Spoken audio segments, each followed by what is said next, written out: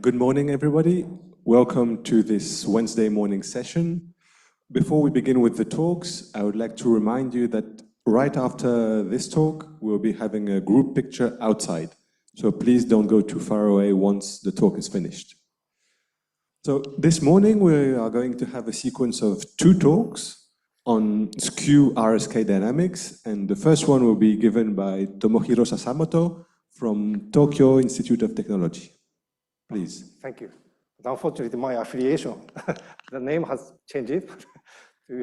I'm not writing it here, but now I'm not belonging to the Tokyo Institute of Technology. But what is that? Institute of Science Tokyo. Yeah. It's a strange name, I think, but okay. Okay, anyway, so let me start. First, let me thank the organizers for giving me an opportunity to visit this really nice place again. And to give a talk here. Yeah, so in fact, this is the 3rd time for me to come to this ICTS and the 5th time to come to India. So I'm kind of frequent visitor, I think. But after the COVID, I have had no chance to come to India. So I'm very glad I could come back. Thank you. Okay, so yeah, so my talk. And then, so there are a few excuses. So for some people who attended my talk or talk of Takashi or Mateo, my part may not contain so many new things. I was hoping that there are some new people, but it seems pretty many people may have already heard about this. But anyway, still let me because Takashi will give the kind of second part of the talk, I mostly stick to kind of basic part of the story. So that, yeah. And recently, we're having also discussed with Travis, whom some of you may know. But this is more about the second part by Takashi. So my part is not directly related to Travis, but still I mentioned him a little bit. Okay. So this is the plan of my talk. So somehow, I think, as far as I see, there have been no real talks about KPZ, right? So my talk is about something called KPZ, not Kunizunev something, Kada Parichi-san. So at some point, I may explain a little bit about the kind of KPZ equation and so on. But this is a kind of probabilistic part, right? So this is still included in the title of the workshop.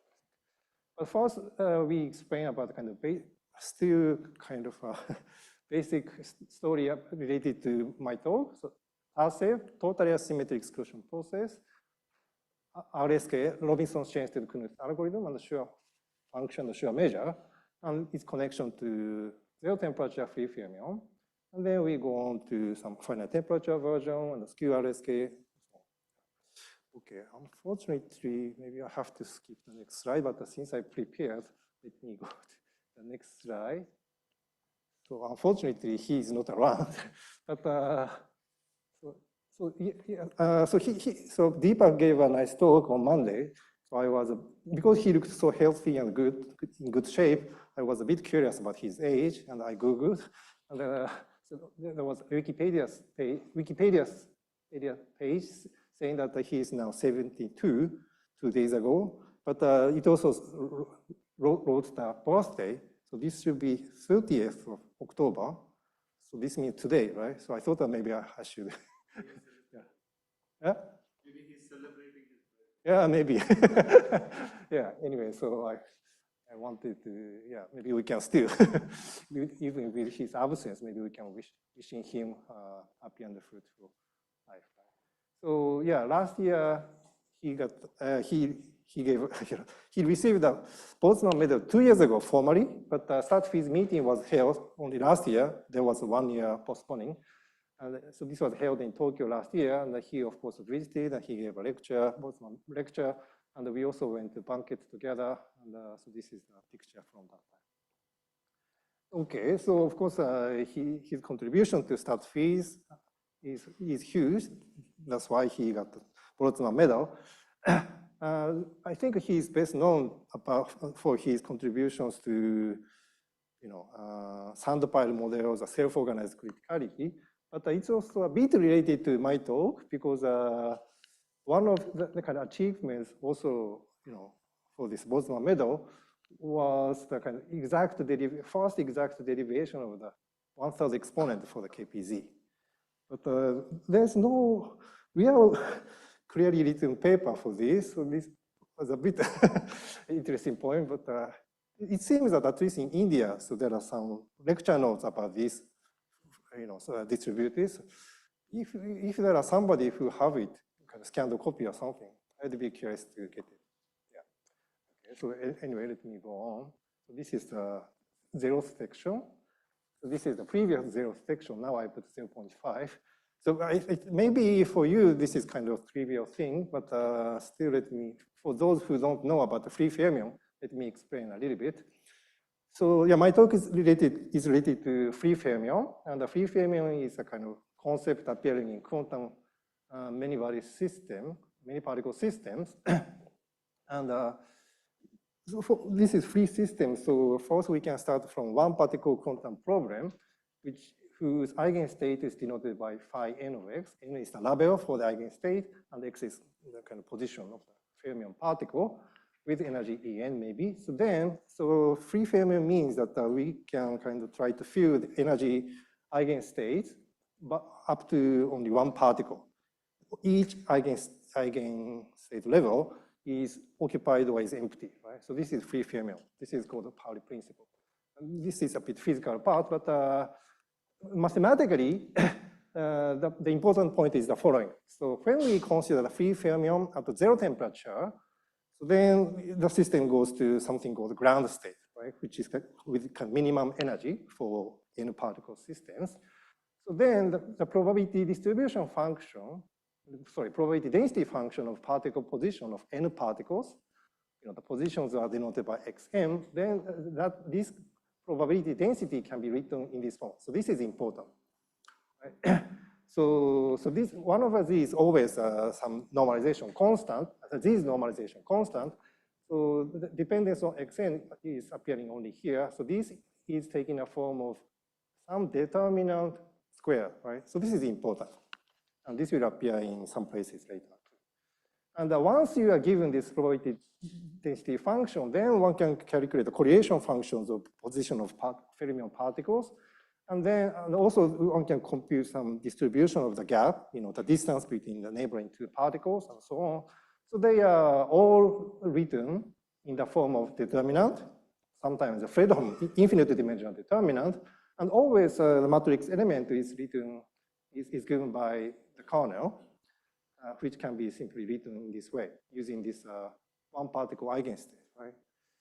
So there are some explicit formula for all the correlation functions and the probability distribution of neighboring particles and so on. So this is the free fermion at 0 temperature.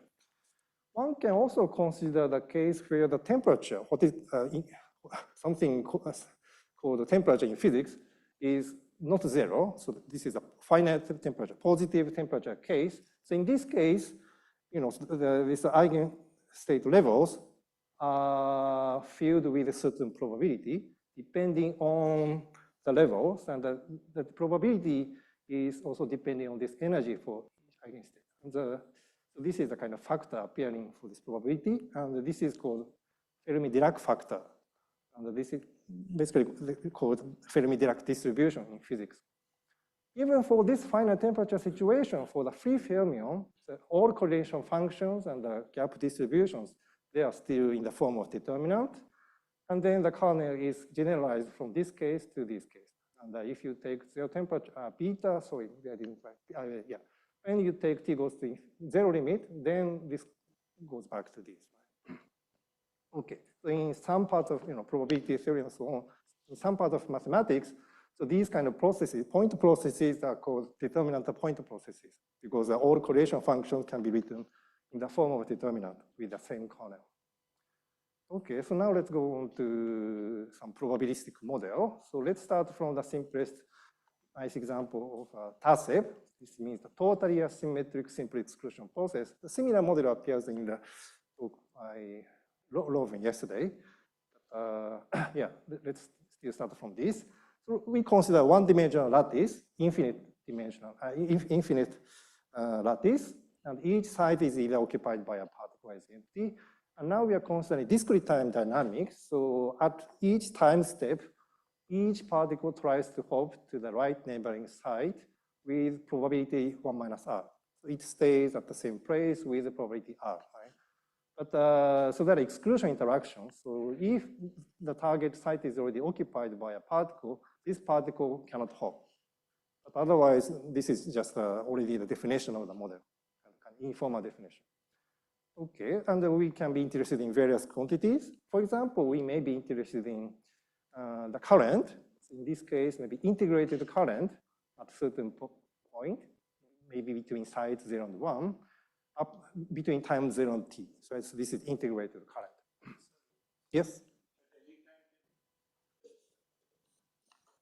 At any time, can multiple particles jump, or just at every time step only one particle jumps? It depends on certain rules, but in this case, I'm considering something called a parallel update. So this means that all particles, I don't know, many particles can hop at the same time. Many can jump, yeah. okay. But one can cause a sequential update or sublattice update. Yes. Yeah. Anyway, so there's also, so this model can be also connected to some surface growth model by simply mapping this particle configuration to surface configuration by regarding empty side by upward slope and occupied side by downward slope. And in the case of TASIF, there are kind of net current to the right, and we are interested in distribution of this current for the integrated version. But in this language of surface growth, so this current corresponds to surface growth, right? Particle hopping to the right, so corresponds to surface growth in the upward direction. So this is kind of correspondence between the two interpretations of the same model. And to study this kind of quantities, it is better or almost necessary to fix some initial condition. And the simplest, one of the most technically important cases is this case. So we start from this state in which all left sides are occupied and all right sides are empty. So this is sometimes called step initial condition. Okay, so this is a kind of probabilistic model. And to study this probabilistic model, we can map the problem to some combinatorics. So this is a kind of simple thing. So this is trajectories of particles starting from the TASIF particles starting from the step initial condition. So this is time 0. So this is time, and this is a space. So at the beginning, so all sites are occupied. And as time goes on, the particles hop in the right direction a little by little. At the beginning, of course, the first particle should hop after a certain waiting time. And then so the first particle is special. So this can make a kind of independent, kind of, he can make a hopping without considering any other particles, right? But from the second particle, so they have to wait till the particle ahead moves to this place, right? But once so this particle goes here, so then this becomes empty. So then that this particle can try to hop to the right. Yes. So why this like unidirectional hopping? What makes the things asymmetric? Just one direction it can hop, not in the other direction. So such a model also appears and important. So this is called ASIP, general ASIP, asymmetric simple exclusion process. But here we are considering the case of totally asymmetric case, in which particles hop only in one direction. Yeah. And somehow technically, so TASIP has much better properties, relation to combinatorics and so on. And this is useful to study. Yeah. Yes? Is it possible for these paths to cross? No. Because of the exclusion, property of the particles, they don't cross. Yeah. So anyway, so we are interested in how many particles are, crossing this bond. But maybe you may be able to think that the problem may be rephrased in a different way by, focusing on kind of waiting times. So as I said, for the first particles, so there are waiting times for simply at each step. Maybe this may be called W1J or something. But for other particles, maybe after the time when the hopping becomes possible, then we start the counting of the waiting. And then we can cause the waiting times. So this is still a random number. And they are all distributed by geometric distribution with parameter R. R is the hopping parameter, right here. Anyway, so these waiting times are independent. And at this point, this is a IID. IID means which was first? Independent and identically distributed random variables, right? Okay, so then maybe we can put some sample in this kind of matrix form because this is Wij, right? And then now, so we may think that so some non-negative integers are distributed on a quadrant of lattice. So then and each element is distributed according to geometric distribution with parameter R. So then maybe we can think about some quantity given here. So we start from 1, position and goes to n position only in the right direction and upward direction. So this is upright path.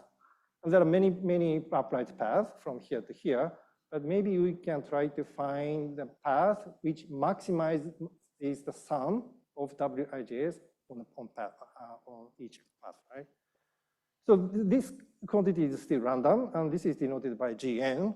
And now this is coming from the interpretation of TASEP. So there's a relation between distribution of the integrated current, which is of our initial interest, and the distribution of this quantity Gn, right? So studying current distribution for TASEP is equivalent to studying this quantity for this model. Right? Okay. So now comes RSK. How many people knows about RSK? Do you know RSK? Yes? No? No? Most of you. So then I will be sorry for those who don't know, but I think there are pretty many people. So I will be a bit quick for this part. So this is a nice, one-to-one correspondence bijection between n by m. N matrices means a non-negative integer matrix like this, which also appears in our problem, and pairs of semi-standard Young tableau like this. Semi-standard tableau is a kind of filling of Young diagram in which each number is weakly increasing in this direction and strictly increasing in this direction. Right? And this kind of matrix is in one-to-one correspondence to the pair of this semi-standard tableau. And to see that there's a nice algorithm called RSK, so this is written here. So from here, one can first make something like a permutation, something like this. Something like permutation, but with some repetition here. So this 1, 1 means that there's 1 here at 1, 1 position. So this one, so there are 2, 1, 3. This means that we have 2 in 1, 3 element, 1, 3 position, and so on, right? Then this is a one-to-one mapping, and from here to here, so we can use something called RSK algorithm. So this means that we first maybe look at this lower sequence. So first there was nothing, empty, and we put 1 here like this. Then we put 3 here. So we want to do this procedure in such a way that we keep this a semi-standard condition, right? So then 3 is fine. The next 3 is fine. The 2, if we put 2 here, then this is not semi-standard. So we have to do something. So then we say that so they are inserted. And for this case, we say that the 2 bumps this 3 and to the second row, right? So then this comes to here, and we do this, and then we get one semi-standard tableau like this. And if we put when this happens in a different Young diagram, then we can have a pair of semi-standard Young tableau, and this is known to be bijections, and this is called RSK correspondence. Right? So this is a combination. Now, yeah. So our problem of TASEP related to this may be mapped to some calculations for using Young combinatorial problem of semi-standard Young tableau. Okay. So now, there comes the definition of Schur function. So there are many definitions, but this is combinatorial version. So a to the power t means that we consider a1 to the power number of 1 in semi-standard tableau, A2 to the power number 2 in Tableau and so on. So then we take a sum of all possible filling in the given diagram, as Young diagram lambda. And this is a combinatorial definition of shear function. And then by using RSK, which I explained a little bit in the previous slide, we can find a nice identity for the sum of the product of shear functions in this form. Because the left-hand side, it appears as a sum of all possible semi-standard tableau. And so the fact that we have two shear functions is related to the fact that we have pairs of semi-standard tableau. And then, so by using this RSK, so this is related to the various possibilities of n matrix, right? And for this part, all elements are independent. So the sum can be taken simply. So then this gives a simple product form, right? So in this way, we can prove this identity using RSK. So in the case of our problem,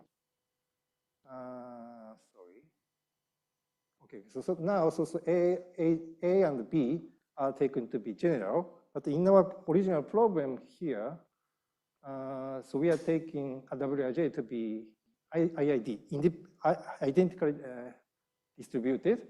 But for seeing the connection to shear function, we should consider generalized situation in which Wij is distributed as still geometric distribution, but the parameter depends on Ij. The parameter becomes AI times Bj. Okay, so with this generalization of TASEP problem, then there's a relation between TASEP and the shear function. In fact, so this is the sum of whole possible partitions, but we can also consider partial sum, restricting the length of the first row, denoted by lambda 1. So then the probability that the Gn is less than or equal to something. So this distribution function of Gn can be written as partial sum over the product of two shear functions with this condition. Lambda 1 is less than or equal to u. Right?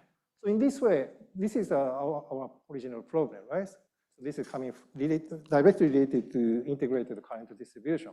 So this is now written as a partial sum of. Then now maybe you can think that in fact there's some measure for the set of Young diagrams, which is given by this, and then this is just a kind of marginal, some certain probability that the lambda variable lambda 1 is less than or equal to u. Right? So this is written, since this is written in terms of shear function, this measure is called shear measure. So now the TASEP problem is related to shear measure. Right? And then, as most of you probably know, there is a single determinant formula, Jacobi 2D formula for the shear function. So then the shear measure is just in the form of product of two determinants. And so this is exactly the measure which I mentioned at the beginning, right? So this is directly related to free fermion at zero temperature. And all the correlation functions are determinantal, right? And some gap distribution or this kind of distribution is also written in terms of determinant, Fresnel determinant in this case. Once we have such a formula in the form of determinant, then it is rather easy to do some asymptotics for the kernel, and we can determine the limiting distribution for the current distribution and so on. And this is the kind of result. So this is our original quantity, and we have to subtract the mean, and we have to see the non-trivial distribution, we have to scale this fluctuation correctly. And in this case, we have to divide by t to the 1/3. So this is what is called KP's exponent, which is also very related to p-par, which is not here. Anyway, so in the t goes to infinity limit, this scaled variable goes to some limiting random variable, and the distribution function of it is denoted by f2 of s, and this is something known as the GUE trace rhythm distribution. How many people know? Do you know GUE trace rhythm distribution? Yes? No? Okay, so this is one way of maybe defining the GUE trace rhythm, but originally this appeared in the theory of random matrices. Okay, so for the moment, we have been considering kind of most standard RSK and the shear measure, but we could So, for example, in this language, we can think about a particular case where P becomes equal to Q. So this is a kind of symmetric case. And in fact, this can be related to the tau-shape. In the case of half-space tau-shape, so yeah, the same infinite lattice, we can also consider tau-shape with some particle input. This is related to this symmetric case. And then we have only maybe one shear function here. This is, yeah. And then, so we can also consider large T limits. In this case, we get something called trace rhythm distributions of different type, GOE trace rhythm distribution, or GSE trace rhythm distribution, or sometimes Gaussian. Anyway, also for this symmetric case, we can determine limiting behavior. Okay, so this is the tau-shape case. Sorry, Yes. what is the meaning of this symmetry P equals Q in terms of the matrix and in terms of the two-line In the case of notation? matrix, it's also a symmetric matrix. Okay, so now let me mention a little bit about the KP's equation. So yeah, so basically this kind of model may not be appropriate for this conference because this is a discrete integrable, discrete model, but this is continuous, right?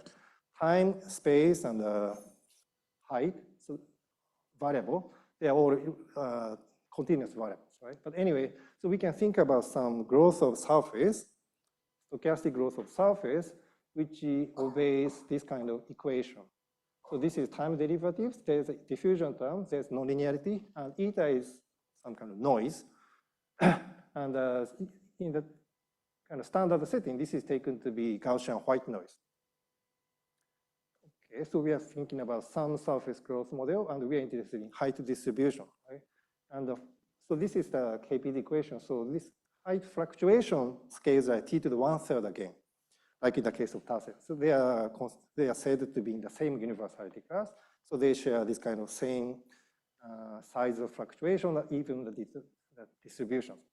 Anyway, so from this KPD equation, we can go to a different model by using so-called Kohl-Hopf transformation, very simple transformation. Rather than h itself, we consider e to the power h. So then basically, so this quantity satisfies this equation called, sometimes called a stochastic heat equation. And then, so because this is in the form of imaginary time Schrödinger equation for one particle, this has an interpretation of the directed polymer now at the finite temperature. So we can, yeah, the position of this polymer is denoted by x, and this is this, and there's some potential. So this is given by eta, which is random, right? So this is a directed polymer in random media. Now, for this model, long time ago, in 2010, we found nice determinant formula, not for the distribution of the height itself, but for certain quantity written here. So we consider e to the power z. So this is e to the power h, right? And we put some deterministic factor here. So then, so this is random object still, and we can consider expectation average of this. So then we found that this can be written as a determinant, Fredholm determinant with this kernel. Right? So this is AI is the Ayyer function. And if you remember the one-page slide for the free fermion, this is exactly in the form of finite temperature free fermion, right? So this was something like a phi n, IISc state, and this is the Fermi-Dirac factor. So somehow this means that the KPD equation seems to be related to free fermion at finite temperature. But the way we arrive at this formula is through long calculations. So the direct connection between the KPD equation and the free fermion at finite temperature, this is not at all clear. But after doing long calculations, we notice that this can be written as a determinant, and this shows possible connection to finite temperature free fermion. Okay, so kind of for original motivation for our work, for the work which I'm explaining today, is to find some way to see the appearance of free fermion at finite temperature before doing calculations. Okay, so there are various other models. Now they are discrete, at least in the space direction. So this is the ASIP. So in this case, particles can hop. okay, in both directions with maybe different rates usually. This is called A-set. There's also a different version of task set called Q set, for example. So this now, so in the usual task set in continuous time setting, each particle tries to hop to the right neighboring site if the target site is empty with what is called rate 1. But in this generalized version, so each particle tries to hop still to the right neighboring site, but the hopping rate is modified and is now dependent on Q. And this is given by this, where gap is the distance to the next particle.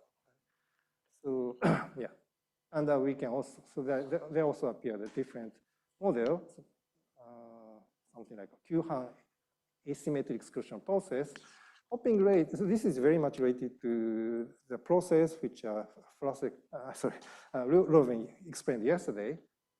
And yeah, the rate is a bit complicated now, but still, that's also a very nice model, as you have seen yesterday. Okay, anyway, so I said that the task set is related to shear function or shear measure. In a bit similar way, the other KPZ models, typically with parameter Q, so they are often related to Q-Hoitaka measure or Horizontal measure. So this Q-Hoitaka function appears also in maybe discussions yesterday. So these are shown by the various people, but today I don't have time to really explain how KPZ models are related to Q-Hoitaka measure, but this part please accept. And so there's a particular model called the geometric Q-push T-set. I don't really explain the rules of the model. It's a bit complicated, but the good point of this model is that the position of particle of this model is directly related to kind of simplest form of Q-Hoitaka measure. So this is the Q-Hoitaka measure. This is a generalization of shear measure. So before we had 1 over z shear function times shear function AB, right? Now we are, instead of shear function, we are considering Q-Hoitaka functions. I don't really also give a definition of Q-Hoitaka function, but so this is the generalization of shear function with parameter Q. And this also appeared yesterday. And there also appears some coefficient like this. And anyways, by these connections, the nth particle position, this is almost like the height or integrated current we have been studying for TASEB. This is directly related to the, the distribution of mu1.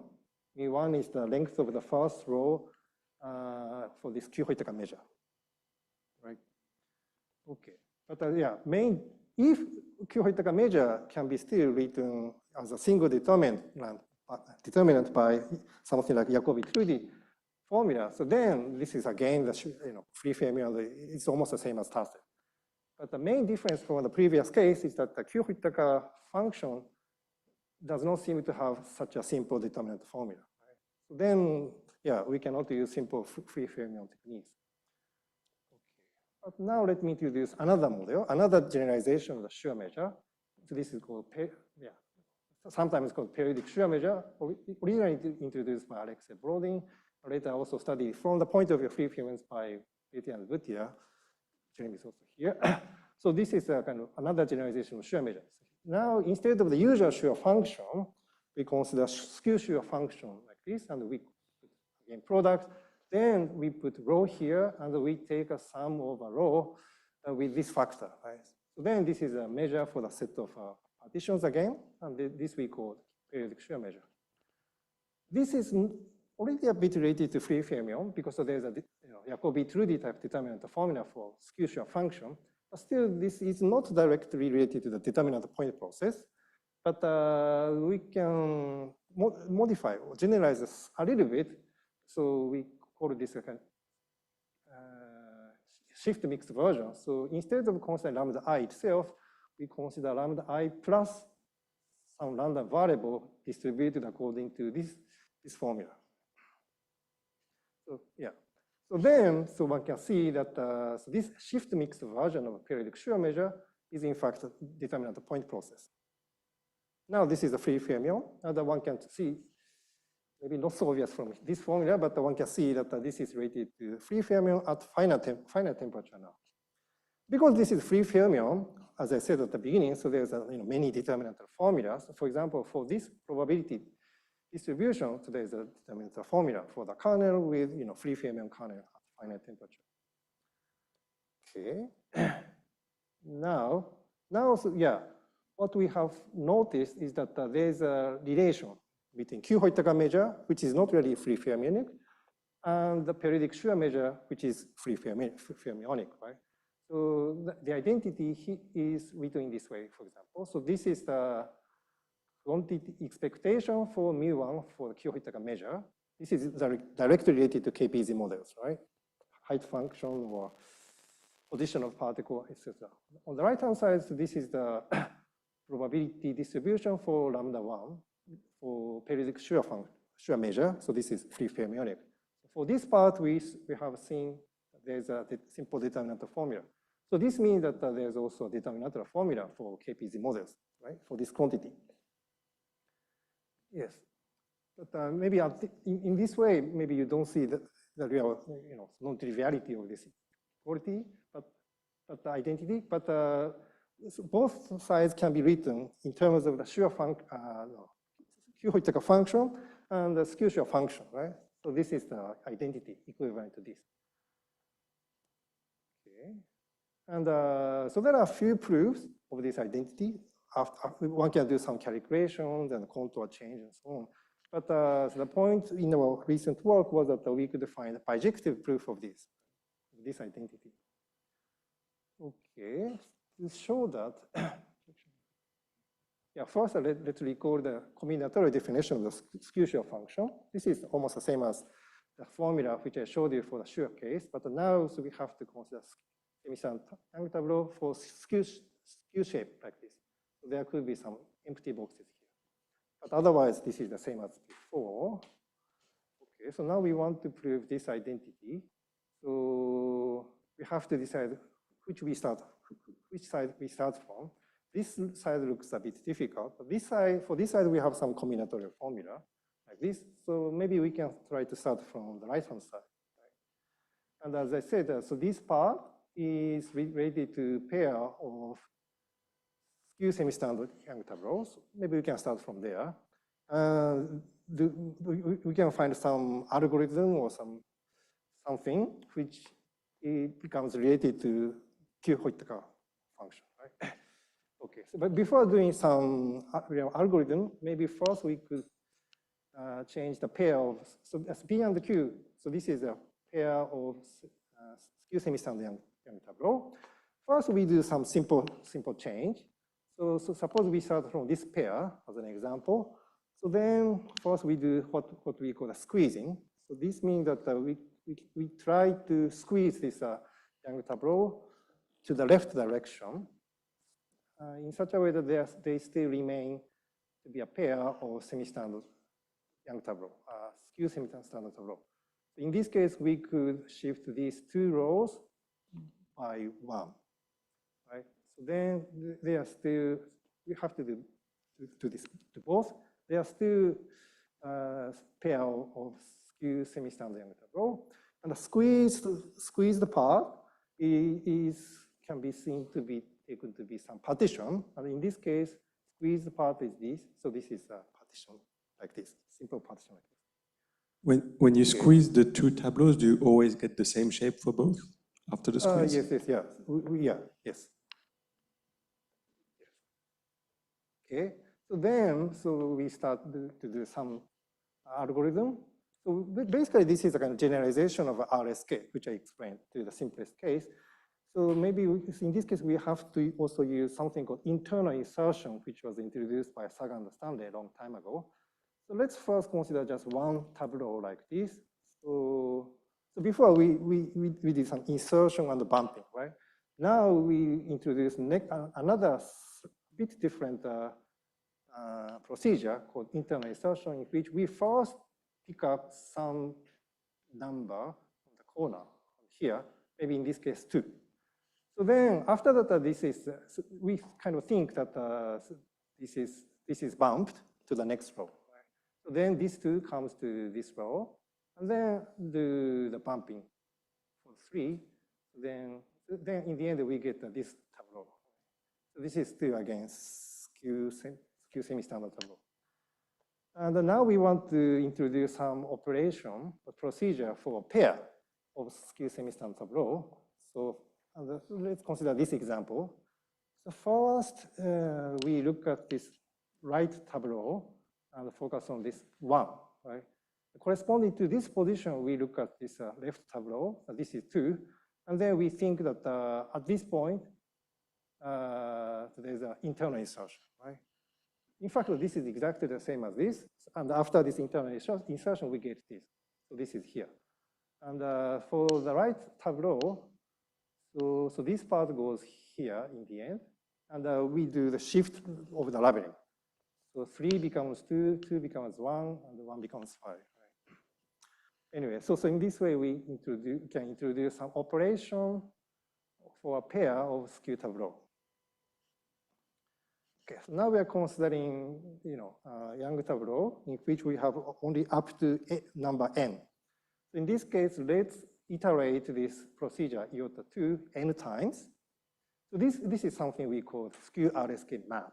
So this is still kind of map from a pair of skew tableau to another pair of skew tableau. A slight bit difference from the iota 2 is that, so in this case, there was a kind of shift of the labeling. But after n times, the labeling becomes the same as the original one. So it makes sense to also define this object.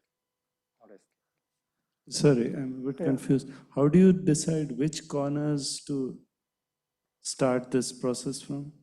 Which inner corner? So when you do small number 1. First one, we go to, at this point, we can again look at some 2 or 1. Okay, but there are multiple ones there.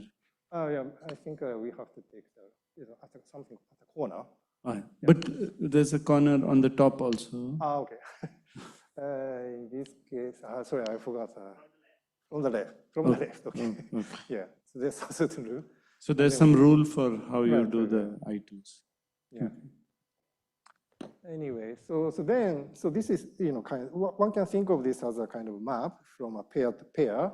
So we can iterate many times. So this is our starting pair of tableau.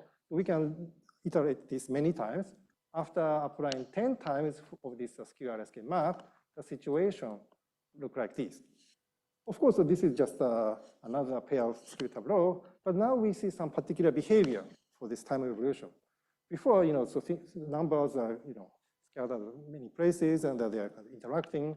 But after a certain time, then we see that all columns become almost separated, become independent, and each column, so the numbers, non-zero numbers in each column propagates with a definite speed. Right? And there are no interaction among columns. And as you may have noticed, some people should have noticed that this looks very similar to the behavior of box and ball system, right? In the intermediate time, there may be some interaction among the balls, but after a certain time, they are separated and they propagate with definite speeds like solitons, right? Something similar is happening here. And once we have this situation after some time, then maybe we can forget about this empty side. Then we can focus on these non-negative numbers like this. Of course, they look like a pair of tableau, but now they are not semi-standard. So there are no conditions among the columns, right? But still, they can be considered some kind of tableau. So because we have increasing numbers only in this direction, so we are calling this set VST, vertically strict tableau. They become the same shape, and the shape of this tableau is denoted by some partition mu. Sorry, so this is Inoue, Kuniba, and Takagi. Sorry, 2 people are here, but I could, this didn't fit here. Okay, anyway, so now one question is whether these may be related to Q-Hoiteka function. It took some time to realize, but in fact, it turned out to be that there's a nice formula for Q-Hoiteka function, rather kind of combinatorial formula for the Q-Hoiteka function as a sum over all possible VST in our notation. So this is the formula. This is the generalization of the combinatorial formula for the Schur function. Now we have to put some weight here, but otherwise this is very similar to the Schur function combinatorial formula. And this something appears here called H, and this is called something called energy function, considered by these people. Intuitively, this may be said to be describing the measuring how VST is far away from the sun. So this is a trivial remark. Okay. Now, so this is the identity we wanted to prove, right? We started from combinatorial object from here, and then we could arrive at some combinatorial object related to the Q function. Then the remaining part is how we maybe understand this one and this one. Yeah, before talking about that, so the kind of most important theorem which we could prove, was that there is a bijection, right, between pair of semi-standard tableaux, which we started from, with a pair of VST, V and W, with two additional information. New is a partition which appears in the squeezing. So there's also something we call kappa. This is not really partition, but something a bit related and defined with a certain condition like this. Sorry, I'm running out of time, so I'm skipping the details. But anyway, so we could find bijection between these two objects, and we could also show that the number of empty sides on the right-hand side is equal to the sum of energy function with the kind of size of the boxes on the right-hand side. By using this and also simple formula like this, if you take a sum of a kappa, so we get this coefficient in front of the Q function. For new one, we can calculate this. Then by combining these, all of these, then we can prove this, right? Okay. So then, yeah, now once we have this formula, then as in the case of usual Sure function, we could also consider symmetrized version. So this is a Sure case. And the Q case is written here, but this turned out to be already known by Warner, but still. We could, yeah. And then, but in our case, we could, because we have a bijection, we could consider the identity with some conditioning, right? So in our case, for example, if we put a conditioning on the length of the first row, mu1, and lambda 1, then they are also the same, right? Because they are the partial sums of the bijection. And this seems to be a new identity. And in fact, this turned out to be useful for studying the KPZ model in half space. In particular, the KPZ equation, which is defined. So this is the same equation as before, but we can put some condition as the origin. Then we can consider some KPZ equation in the half space. So for this particular quantity, we could find a nice Fredholm-Pfaffian formula with explicit kernel KL. It is a bit messy, maybe. Not too bad. By using this formula and doing some asymptotics, we could establish the limit theorem. So somehow, studying half-space models in KPZ community has been considered to be a bit difficult. But with our, bijection, we could prove, for example, for this case of the KPZ equation, and we could establish this. Okay, but I think I'm running out of time. So for the ideas of proof, yeah, so basic idea. Yeah, so first we try to prove this kind of thing just by using rules of RSK, right? Skew RSK. This is quite horrible. But we spent a lot of time, I think, but it was not successful. But at some point we noticed that maybe we should use some better idea related to symmetry. And then we noticed, at some point we noticed that original Robinson is this R. And usually, RSK, which is Knuth, but the original idea of Robinson is a bit different from this bumping and so on. But the beta was to first consider first map the tableau to kind of simple tableau by using some operation, and then consider some property, and then move it back, right? So this is related to crystal. Now this can be considered to be related to crystal symmetry. And we thought that maybe we can try to use this kind of idea to our case of Skew RSK, and this turned out to be quite useful.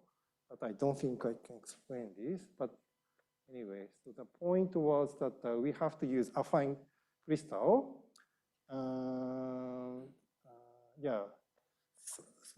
For pair of VST, vertical strict tableau, it is not so difficult to define, kind of action of affine crystals on the two objects. But we wanted to find, we needed some affine crystal structure for a pair of skew tableau. But in fact, by using this operation iota 2 or 1, we could find such a some kind of representation for the affine bicrystal, and which is consistent with this description action to a pair of VST. And the main point was that so these are the kind of symmetries of a skew RSK, meaning that skew RSK map is commutative with these actions of affine crystals.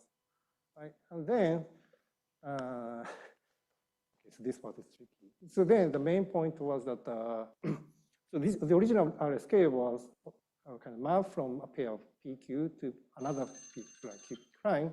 But after applying this affine crystal, we can go to kind of simpler pair of tableau.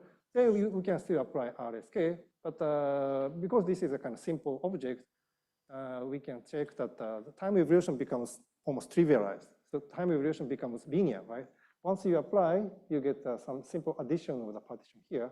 And if you apply 10 times, you get 10 mu prime. So this means that the dynamics, our skew RSK dynamics is linearized, right? This is a kind of the usual property for integral system. Okay, yeah, so this is the summary. So yeah, many KPZ models are related to Q-Hoitaka function, one measure, which are not really free fermionic, but we could find some bijective relation to free fermionic objects at finite temperature by using this our skew RSK dynamics. And this is using I couldn't explain this part well, but this is related to affine crystal. And there's also a nice application to KPZ equation, was a few other KPZ models like log gamma polymer in half space. And so recently we also are considering some different version, what we call the column version of skew RSK dynamics. Then this shows even better or direct connection to box-and-ball system, and this will be explained in the next talk by Takashi. Thank you for your attention.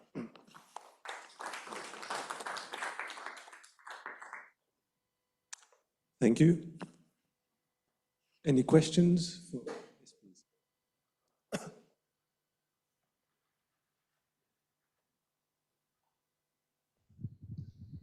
So you showed us this beautiful relation between expectations involving lambda 1, the first part of the partition on one side, and mu1 on the other side, or vice versa. Yeah, mu1 on left, lambda 1 on the right. Do you have more complicated relations involving other parts, like higher parts?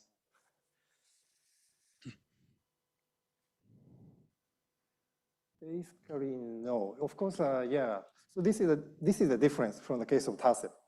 So TASEP is really zero temperature free fermions, and one can consider, for example, multi-point joint distribution.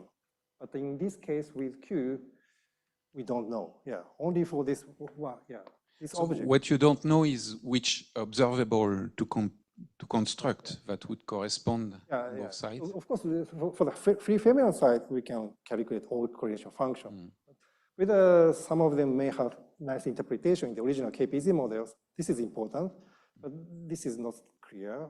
Probably there are not really good connections. And the crystal doesn't give an idea. For the moment, I don't think so. Okay. Maybe you have good idea. Again, back to this slide itself. So on the left-hand side, you have an expectation, and the right-hand side is a probability. So is it clear a priori that the left-hand side is less than 1? Oh, it should be the case, but on the left-hand side, I don't know how to prove that this is. Q and T are both arbitrary, real numbers, right? There's no condition on Q and T, right? You know the answer? So on the right-hand side, you have a probability, a cumulative distribution. So you have to say that for n that goes to infinity, both go to 1. And then for n that goes to minus infinity, both go to 0. At finite n, and then at finite n, you have to check that 1 over that product is between 0 and 1. Would be enough. Okay. But I think it's obvious, no? Because it's an infinite product, this Pohammer, right? It's an infinite but there's no assumption on Q and T. But it's 1 plus, okay, so you have to know about Q and T, but I guess they're positive also, right? Yes, yes. So then 1 plus positive, product, infinite product. But if it converges, yeah, okay. it has to be less than 1, right? So another answer is that the left-hand side, instead of the expectation, can be expressed as an actual probability, as an actual cumulative distribution. So it just you should do some Q summations, rearrange. Yeah. We have time for a last question. In your description of the dynamics, you had an I2. When you describe the RSK dynamics, you call it I2, operation I2. In fact, iota, but iota. Iota 2, if you prefer. Yes, sure. No, so sorry. And so I was wondering what the 2 refers to, and if there are other operations. What the index 2 refers to, and are there other operation iota? Something similar for the other side. So then we also call it iota 1. But somehow, for the description of a procedure and the results, somehow, iota 2 is better to use. So we are using this. But there are also iota 1, which is almost similar. So you have 2 of them? Yes. But not 3, not 4?